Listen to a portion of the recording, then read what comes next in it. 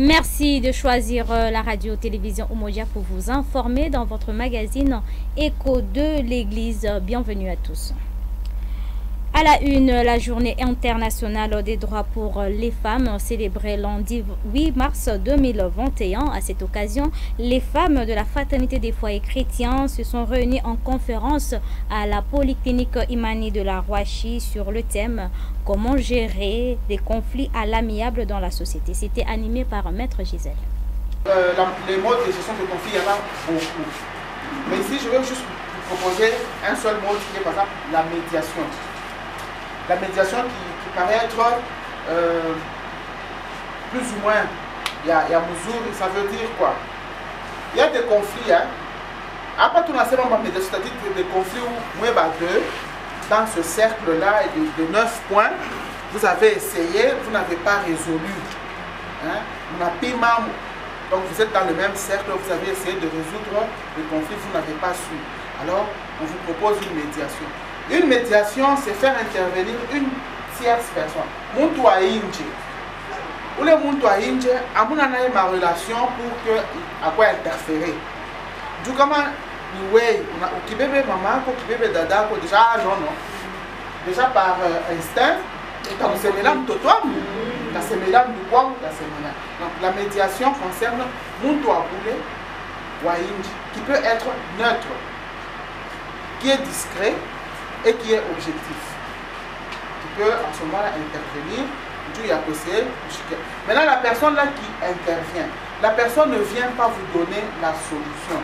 Parce que quand ma mère est médiatrice, ouais, et puis moi je tranche, qu'est-ce qu'on va dire? La solution est la médiatrice, elle a une solution. La personne qui vient comme médiatrice vous aide, vous deux, à trouver votre propre solution. Toute ma vie, je m'engage à servir le Seigneur face aux antivaleurs. À l'instar de la Vierge Marie, je dirai oui à Dieu. Ma vie sera un témoignage vivant et tel est le message de la sous-commission de la jeune fille du doyenné Bel-Air à l'occasion de la journée internationale de la femme. À l'issue de cette journée, l'aumônier du doyenné Bel-Air, M. l'abbé Paulin Matonga et quelques participants se sont exprimés. Au fait, nous avons christianisé la date. La date du 8 mars, c'est la date de la femme. Pas une date religieuse, pas une date catholique. Mais nous sommes servis de cette date pour que nous puissions réunir les filles et vraiment leur parler de la femme, parce qu'elles sont femmes. Qu'elles comprennent davantage leur rôle dans la société et leur implication dans toute la marche d'une société, d'une famille, de toute agglomération humaine. Voilà un peu l'objectif qu'on a eu. Et vraiment, avec l'aide de Dieu, tout ce qui a été enseigné n'est pas tombé dans les oreilles des sourds. Les filles, nos filles, qui sont femmes et mères de demain, Dieu nous aidera. Elles les mettront en pratique dès maintenant déjà et nous trouvons que ça ira mieux. Voilà. Pour cette journée, notre doyenné a eu un thème commun. Le thème c'était « Jeunes filles face aux antivaleurs, comment y résister ?» Nous remarquons que ces derniers temps, les filles sont vraiment soumises à beaucoup de problèmes dans la société, des antivaleurs qui sont devenues des valeurs. Alors pour la jeune fille chrétienne et surtout catholique que nous sommes, alors nous nous sommes dit, voilà, nous devons organiser une très grande journée vu que c'est le mois de la femme. Une grande première dans notre doyenné, n'est-ce pas? Je félicite les responsables, n'est-ce pas, qui sont à la base de cette organisation, puisque la femme, la fille, c'est tout ce que nous avons de cher sur terre, n'est-ce pas? Ces êtres-là que Dieu a mis à côté de nous, pas comme esclaves, mais comme aide, comme complément qui complète l'homme, n'est-ce pas? Et à ce mois spécial, n'est-ce pas, une pension vraiment riche pour toutes ces femmes, n'est-ce pas, qui doivent lutter contre les antivaleurs. Tout ce qui dégrade la femme, n'est-ce pas, la prostitution, la légèreté, n'est-ce pas. Si aujourd'hui la femme n'arrive pas vraiment à occuper des grands postes, il y a ces côtés-là, n'est-ce pas? Donc la femme doit s'affirmer davantage et récupérer sa place.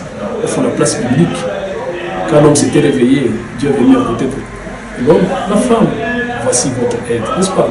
Nous pouvons comprendre bien la femme à travers la Bible, n'est-ce pas? Et tout ce que Dieu a demandé à l'homme, c'est quoi?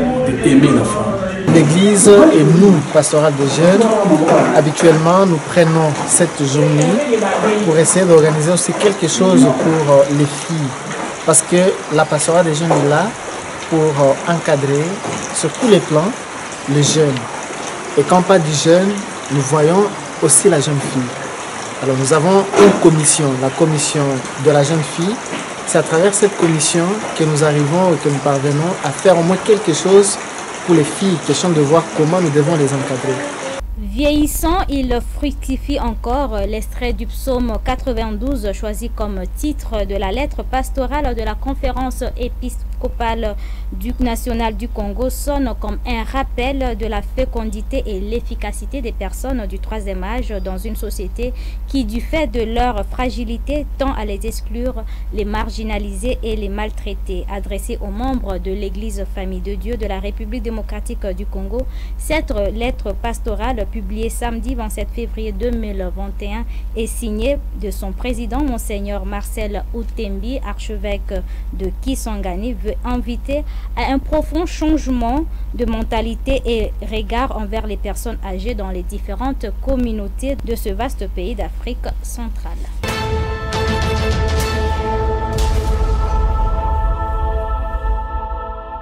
Monseigneur Sébastien Joseph Mouyengo Molobé, évêque d'Ouvira dans l'Est de la République démocratique du Congo et président de la commission épiscopale pour les ressources naturelles au sein de la CENCO, œuvre à ne pas laisser la terre mourir, auteur de l'Oada Sissi du pape François et de la COP 21 de Paris.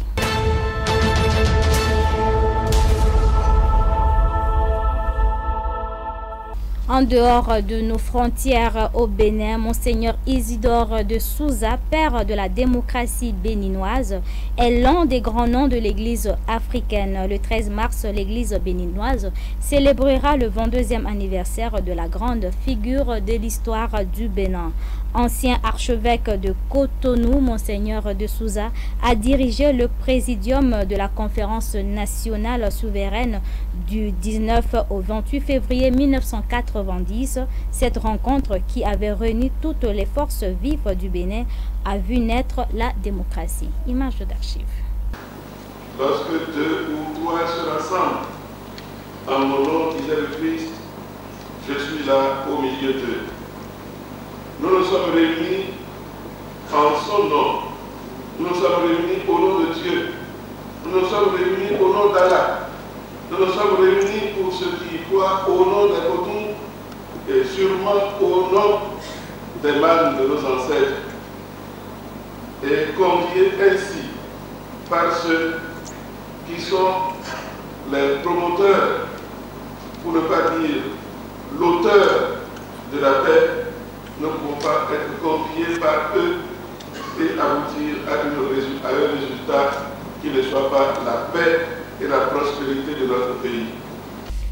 Au Sénégal, la conférence épiscopale de la province ecclésiastique de Dakar a appelé à l'apaisement dans une déclaration lue lundi 8 mars par Monseigneur Benjamin Diaye, archevêque de Dakar, suite à de violentes manifestations. En méditant sur le cas de la femme pécheresse dans la page d'évangile de ce jour, comment ne pas penser à cette autre femme, la mère du Sauveur et notre mère, qui nous est donnée comme modèle de disponibilité à la volonté de Dieu dans sa réponse à l'ange Gabriel. Voici la servante du Seigneur, que tout m'advienne selon ta parole. Telle est la réponse de Marie au projet de Dieu sur elle. Son attitude m'a rappelé cette invocation qu'on adresse à Marie dans les litanies mariales. On lui dit « arche d'alliance ». Mais pourquoi une telle invocation? à l'origine, l'arche d'alliance que Moïse avait fait faire et orner suivant des instructions divines strictes et précises. Cette arche d'alliance était une sorte de grande caisse en bois qui contenait les tables de la loi du décalogue reçues par Moïse sur la montagne. Le cardinal Wilfrid Fox-Napier est l'un des grands noms de l'Église africaine. Il a célébré ses 80 ans le lundi 8 mars. Il est archevêque de Durban. Il est connu pour sa liberté de ton et son engagement contre l'apartheid en Afrique du Sud. En marge du synode des jeunes de 2018, il avait marqué les esprits en exprimant le souhait que les préoccupations du continent africain soient plus prises en compte et exprimées plus clairement. Of school, we were boarding with my aunt in a little town near the farm where we grew up, and whenever her brothers and sisters would come to visit her. Arrivé le 5 mars dernier en Irak, terre d'Abraham, la visite du pape François a pris fin dimanche 7 février. Voici les temps forts qui ont marqué cet événement.